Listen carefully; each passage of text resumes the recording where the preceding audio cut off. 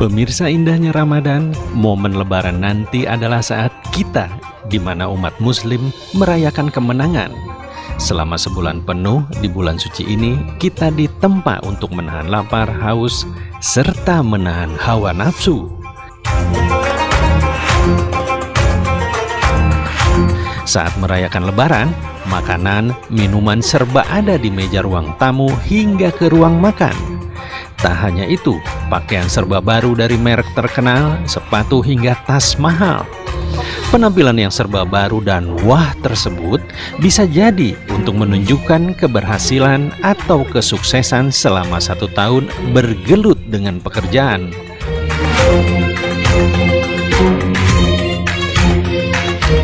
Kesuksesan itu juga bagian dari kebanggaan yang ingin ditunjukkan saat kita pulang ke kampung halaman.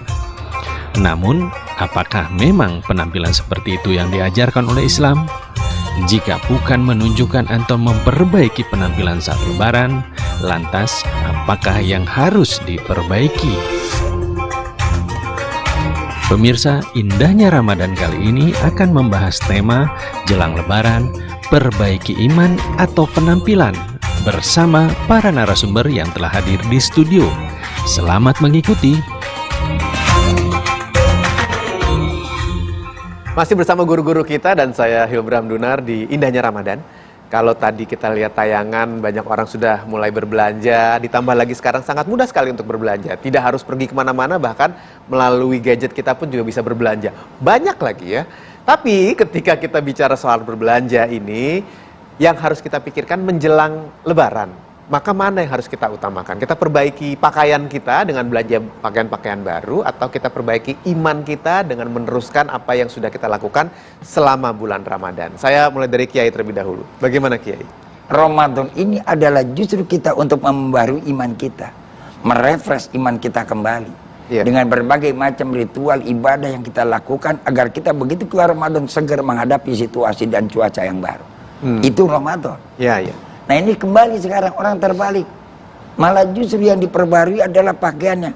Membeli pakaian asalkan niatnya adalah menutup aurat adalah kewajiban. Sebab menutup aurat hukumnya wajib. Tapi kalau sekarang kan kalau menutup aurat, bukan lagi tutupan aurat, malah dibeli baju, beli pakaian yang bisa kelihatan aurat. Nah, bingung kan? Saya melihatnya gitu, maju kena mundur mentok.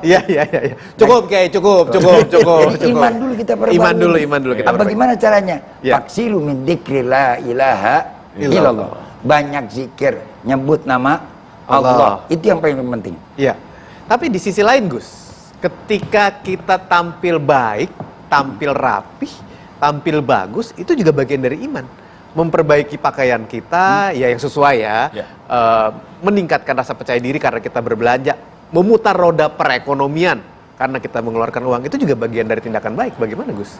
Nabi Muhammad itu orangnya stylish, orangnya pribadi yang kira-kira fashionable dan bisa menyesuaikan keadaan.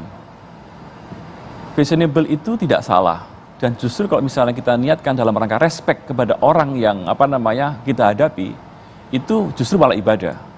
Ketika kita sholat pun diutamakan menggunakan baju yang terbaik, ya kan? Ketika kita berhadapan dengan orang yang lain pun, kalau misalnya kita menggunakan baju yang compang-comping, kan terkesan kita merendahkan mereka. Maka ketika kita niat beli baju dalam rangka untuk membuat respect kepada yang lain, itu bisa menjadi sebuah ibadah.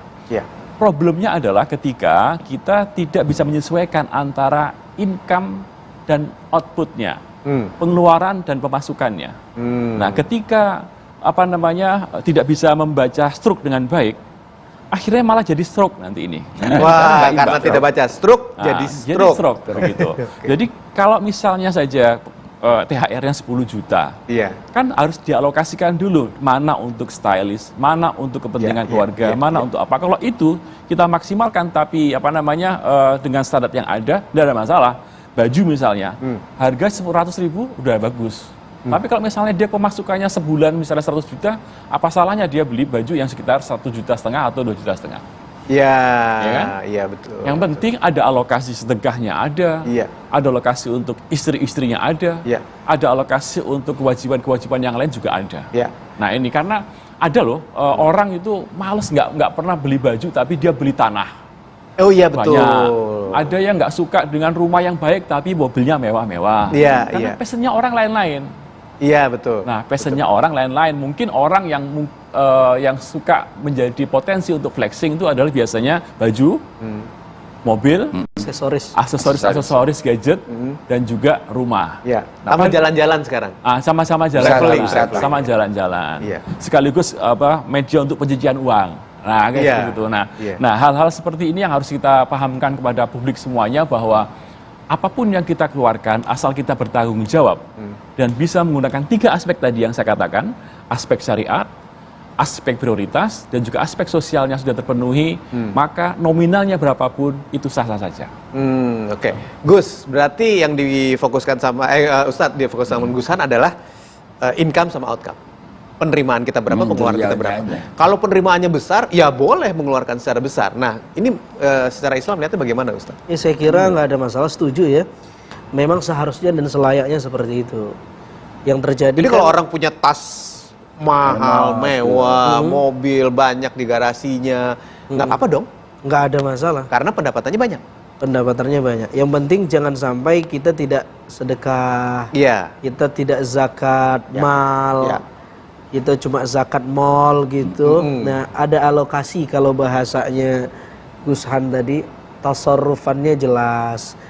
Jangan sampai kemudian cuma beli barang branded doang, tetapi ke akhiratnya tidak difikirkan. Pikirin juga, jangan cuma untuk dunianya, tapi harus punya saving spiritualnya apa nih. Harus ada yang diberi ke orang-orang miskin, yang tidak seberuntung kita, orang-orang yang tidak secukup kita ekonominya. Saya kira itu poin dari ajaran Islam tuh. Iya. Jadi begini, Gimana, Kiai? yang kita lakukan pada malam hari ini bukan menggurui kepada para pemirsa, tapi mengarahkan agar supaya pemberian THR itu bisa tepat guna dan layak guna. Yang harusnya nanti habis lebaran dengan ada THR bisa memperpanjang jalan hidupnya, habis sesaat pada waktu THR sampai gaji-gajinya ludes. Nah, hanya untuk mereka bersenang-senang. Tapi besoknya ujung-ujungnya apa? Begitu pas mau waktu kerja, dia harus utang lagi. Yang ini nggak boleh. Dan ini yang berbahaya. Tujuannya orang memberikan THR, terus terang saja. Iya. Saya juga punya karyawan. Iya. Untuk membahagiakan dia pada waktu hari raya. Iya. Dan jangan nyampe THR itu nanti bukan membahagiakan, ujungnya mempersulit dia ketika dia nggak bisa memanage. Karena dipakainya berlebihan harus berhutang. Nah, ujung-ujungannya dia punya utang gara-gara lebaran, yang disalahin lebarannya. Oh iya. Saya punya kisah nih, ya, mohon maaf. Gimana, Gus? Jadi ada seorang pengusaha manggil saya ke rumahnya, Gus, beli Ferrari dia. Beli Ferrari. Beli Ferrari. Mobilnya kan, bukan topi ya? Mobil Ferrari, mobil asli, ini mobil asli. Iya kali. Kalau saya juga Beli ada. Ferrari ya, Topinya kaosnya. ada. Kaosnya juga ada. Ada Di yang daerah di begitu. Jawa Timur yang jalannya nggak begitu baik, Iya. gitu kan. Ye, Abah, ini kenapa kok beli seperti ini? Lah, gimana lagi? Saya beramal sudah, haji sudah, sodakoh sudah, apapun sudah saya penuhi, bangun anak yatim. Ini benar, dia setiap tahun itu mengumrohkan karyawannya 25 orang. Setiap tahun dia mengasih sedekah ke anak yatim itu ribuan orang. Dan setiap hari raya itu ribuan orang diberikan zakat sama dia. Sudah semuanya. Iya. Terus gimana sih kita dimintain pendapat seperti itu? Saya nggak bisa jawab. Karena memang dia sudah gimana lagi? Itu kerjanya apa ya, Gus? Adalah, barusan meninggal 2 tahun yang lalu. Oh, Jadi untuk menjadi contoh saja bahwa dia betul-betul untuk Seimbang. ada keseimbangan begitu ya. Iya. Walaupun di kacamata orang lain bahwa Ferrari itu berlebih-lebihan kan. Iya. Tapi bagi dia Enggak. itu nggak sama sekali. Wah, ini gitu. menarik. Ini menarik kalau kita bahas begini. Bagaimana menyeimbangkannya antara berlebihan dengan kepantasan. Iya. Kelayakan. Oke. Kelayakan ya, apabila orang tersebut memang memiliki harta untuk melakukan hal tersebut. Akan kami bahas sebentar lagi, jangan kemana-mana.